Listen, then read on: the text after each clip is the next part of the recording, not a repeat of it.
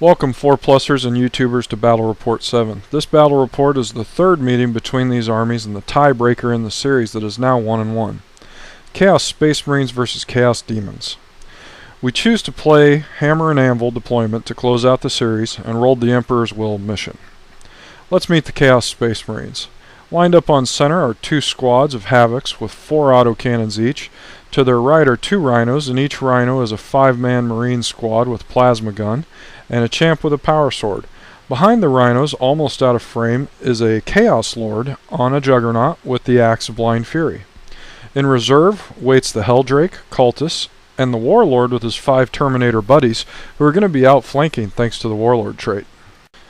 Starting on the left, the Demons have brought 4 Blood Crushers to the fray, joined by a Herald riding a Juggernaut with Locust of Rage, Blade of Blood, and Axe of Khorne. In the center is a 20-man Pink Horror unit. With the Pink Horror unit is 2 Heralds. One Herald has Portaglyph, Locus of Conjuration, and 3 Psychic Powers, Flickering Flames, Prescience, and Forewarning. The other Herald has Book of Names and 3 powers also, Flickering Flames, Perfect Timing, and Prescience. To the right is 19 Bloodletters, joined by a Herald with Locus of Rage and an Axe of Khorne. Behind them is the badass Bloodthirster. He's not quite the tank thirster of Game 1, but he's darn close. He has a Blade of Blood and Feel No Pain as his greater gifts. His lesser gift is Adamantium Will for all the Psychers Corey didn't bring. This game actually turned out to be one of the best games we've played this year, but no spoilers, you gotta watch it. It's night turn 1, but we crowded the line on deployment. The Chaos Space Marines move forward at full speed. The Havocs go ahead and concentrate their fire during the shooting phase at the Pink Horrors, as they're the closest unit, and they won't have anything better than their invulnerable save cover-wise. They end up killing 7. That's great. Takes away a warp charge. After shooting, the Rhinos and their escorts flat out or run to block line of sight for return fire at the Havocs from the Pink Horrors and Heralds. Turn 1 Demons. I'm down a warp charge on the Horrors, but if Corey's units get stuck in reserve, this could be a 1500 point versus 1000 point couple of turns. I cast Prescience on the Crushers and the Horrors, give the Horrors Forewarning for a 4+ save, and the Book of Names to the Bloodthirster for a 3+. I move forward at full tilt with the Blood Crushers and the Bloodletters, and the Bloodthirster flies a full 24 inches to get in his face. The Warp Storm brings good tidings to the Demons. With a 10. Our invulnerable save is now 1 better across the board. That's 4+ on the Crushers and Letters, 2+ on the Bloodthirster, and 3+ on the Horrors. Corey is well positioned for the shooting, and what ends up happening is the Horrors just kill a Rhino, and that's it. And the Bloodthirster goes ahead and whips the Havoc champion in the face.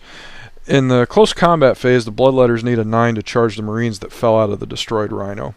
I used their banner, but because it's a difficult charge, I need a 9 total, so that's 6 plus the lowest of 2d6. I need a 3 or better on both dice. I end up rolling a 6 and a 1. Wah, wah, wah. But it doesn't really matter.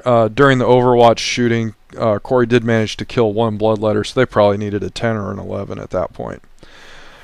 The Blood Crushers, on the other hand, smash into the Nurgle Bikers and kill them all, losing only 1 wound. Pretty decent turn 1 for the Demons. Turn 2 Chaos, the Helldrake arrives, the live Rhino spits out its cargo, and the Marines that were in the destroyed Rhino move down to rapid range on the Crushers. Havocs plus Marines equal all but the Herald is dead.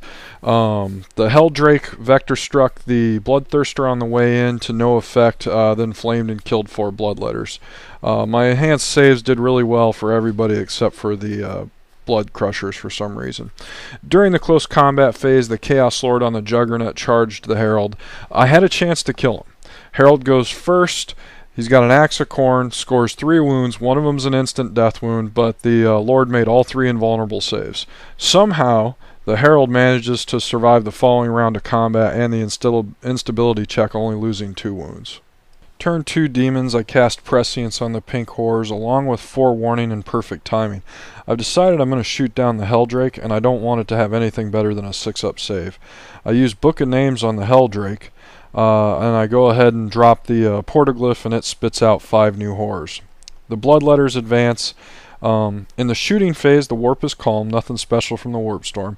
The Pink Horrors fail their Psychic check, but the Heralds combined to get 18 hits on the Helldrake. This is good.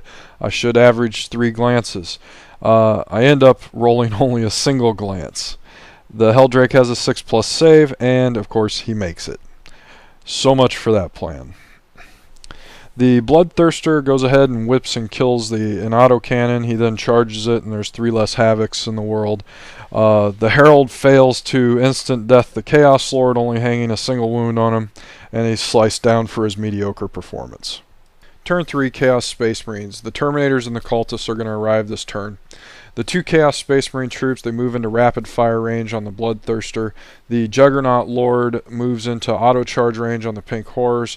The Helldrake's going to leave the board, and on the way out he vector strikes the Bloodletters, and he kills 2 Bloodletters and their champ thanks to random allocation. The Cultists move on to stand on their objective. The Terminators set up shop to blast away at the Pink Horrors. In the shooting phase, the Terminators whittle the Pink Horrors down to 2 Heralds and 6 Horrors. Everything else shoots at the Bloodthirster, and luckily with his 3+ armor save, 5+ invulnerable, and 4+ feel no pain, he takes 0 wounds. In close combat, the Chaos Lord charges the Horrors as expected, but he only manages to kill 3 thanks to forewarning and some Tzeentch reroll 1 luckiness. My instability comes up as 6, so I end up, and my leadership's an 8 thanks to the Heralds, so I lose 1 more Horror. 4 Horrors gone total in that combat. It could have been a lot worse. On turn 1, I really felt good. You know, I killed the bikes, everything was going great, I had enhanced saves, I kind of thought, you know, I'm in a position to win this game. This is a very strong position. Now on turn 3, looks like I'm going to lose if I don't do something. Turn 3 Demons, I'm in a bit of trouble, but I have a plan. The Herald casts Prescience on the Horrors from the glyph, forewarning on the Horrors in the combat with the Lord. Book of Names is used successfully on the Horrors in the combat with the Herald. Now my Horrors have a 2+ save, re-rolling 1s because they're Tzeentch. That should stall this champ, or this Lord, for the next 2 rounds of combat if the Warp Storm table cooperates. The Bloodletters and Bloodthirster converge on the 2 Space Marine troops in the middle of the table. Corey does protest a little bit, pointing out how much more fun it would be to kill the Havocs, but I think this game is going to be won or lost on my objective and my Portaglyph giving me the ability to generate troops to hold it. I concede the objective to his cultists and decide I need to go make sure my objective is taken and that I can win the game with my first blood point and my objective versus just, say, his objective. Maybe with some luck I can get to the cultists with the Bloodletters if they survive the returning Helldrake and the Havocs and the cultists. Shooting phase, Warp Storm is Slaanesh. It ends up killing 2 Havocs, but they pass their leadership test and stay. The Horrors from the glyph manage to kill a single Terminator and give him 6+ feel no pain. The Bloodthirster whips a Space Marine. You know, it's just kind of fun to shoot with him. He's ballistic skill 10, why not?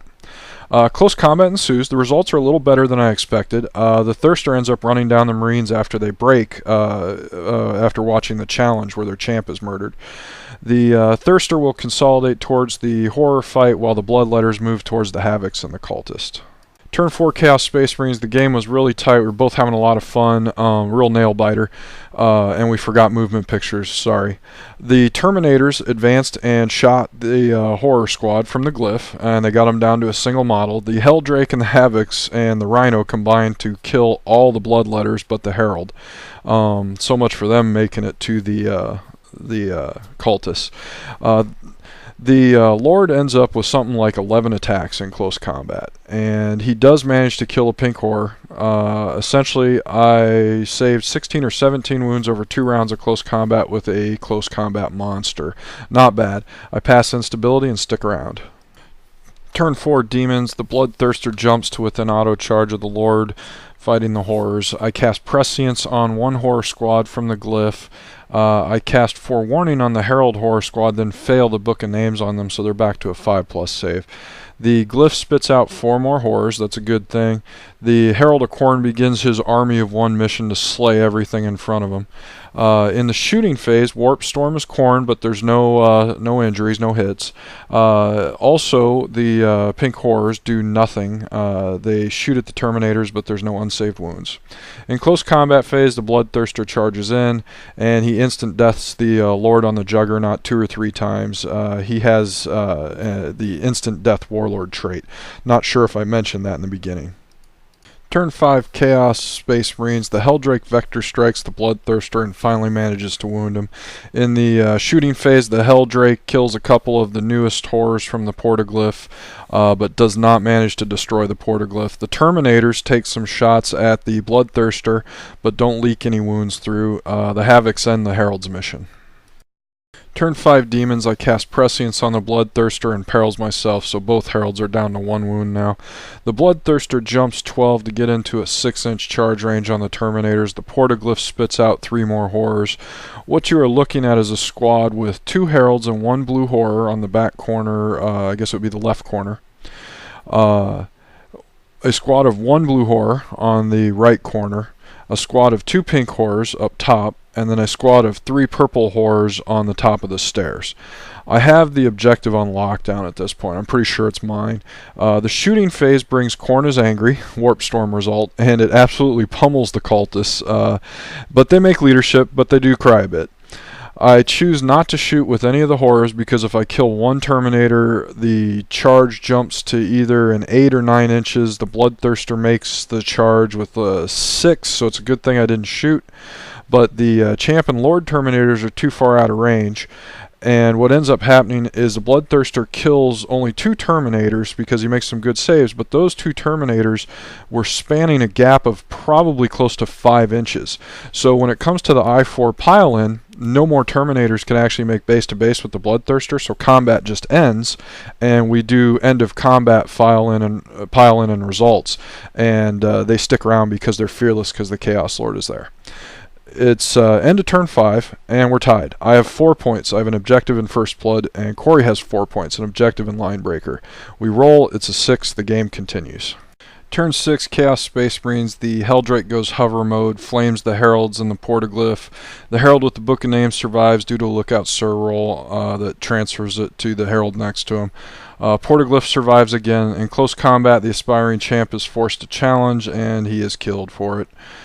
Turn 6, Demons. I don't cast anything. The Portaglyph does not make any units. Shooting phase brings Warp Ibs, so all my invulnerable saves are now 6+.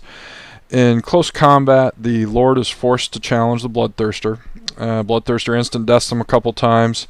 They lose the combat by 3. The remaining Terminators actually break and are run down.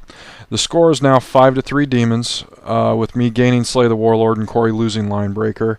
The game ends with Demon victory in what was probably the most fun games of recent memory. It was just so fantastic the way, I was winning and then I was losing and then I just basically pull it out of the fire. We're tied on turn 5. Love close games like this, so thank you very much, Corey. Thank you all of you for watching it, and I hope it was a good battle report.